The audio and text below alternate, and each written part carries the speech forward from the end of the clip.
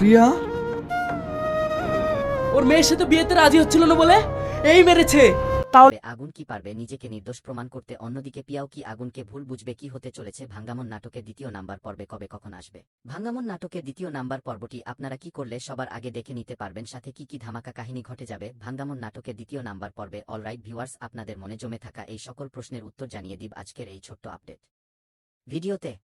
তাই ভিউয়ার্স, আজকের ভিডিওটি না টেনে শেষ পর্যন্ত দেখতে থাকুন। সো হ্যালো দর্শক বন্ধুরা, আসসালামু আলাইকুম। আশা করছি প্রত্যেকে অনেক বেশি ভালো রয়েছেন। তো আবারও চলে আসলাম পল্লীগ্রাম টিভি ইউটিউব চ্যানেলের নতুন আরও একটি নাটকের আপডেট ভিডিও নিয়ে। নাটকটির নাম হলো ভাঙ্গামন। তো এরই মধ্যে ভাঙ্গামন নাটকের প্রথম এপিসোডটি কিন্তু পল্লীগ্রাম টিভি ইউটিউব চ্যানেলে আপলোড করা হয়েছে। তো বন্ধুরা, ভাঙ্গামন নাটকের প্রথম এপিসোডে কিন্তু আপনারা দেখতেই পেয়েছেন বেশ ভালো একটা ধামাকা কাহিনী ঘটে গিয়েছে। আগুনকে কিন্তু মিথ্যেভাবে ফাঁসিয়ে দেওয়া হয়েছে। তো কি হতে চলেছে ভাঙ্গামন নাটকের দ্বিতীয় নাম্বার পর্বে? দ্বিতীয় নাম্বার পর্বে কি আগুন নিজেকে নির্দোষ প্রমাণ করতে পারবে, নাকি হতে চলেছে অন্য কোনো কাহিনী? সো বন্ধুরা, এই সবকিছুই জানতে পারবেন আপনারা ভাঙ্গামন নাটকের দ্বিতীয় নাম্বার পর্বটি দেখে নিলে। তাই বন্ধুরা, আপনারা কেউই মিস করবেন না ভাঙ্গামন নাটকের দ্বিতীয় নাম্বার পর্বটি। তো এখন কথা হচ্ছে কবে কখন আসবে ভাঙ্গামন নাটকের দ্বিতীয় নাম্বার পর্বটি, সেটা আপনাদেরকে আমি এখনই জানিয়ে দেওয়ার আগে আপনাদের কাছে ছোট্ট একটি রিকোয়েস্ট, আপনারা যারা এখনও আমাদের এই চ্যানেলটি সাবস্ক্রাইব করেননি তারা দ্রুত আমাদের চ্যানেলটি সাবস্ক্রাইব করে পাশে থাকা বেল আইকনটি বাজিয়ে রাখুন। আর হ্যাঁ বন্ধুরা, আপনারা আগামী 10 থেকে 15 দিনের মধ্যেই ভাঙ্গামন নাটকের দ্বিতীয় নাম্বার পর্বটি পল্লীগ্রাম টিভি ইউটিউব চ্যানেলে দেখতে পারবেন। সো কে অপেক্ষা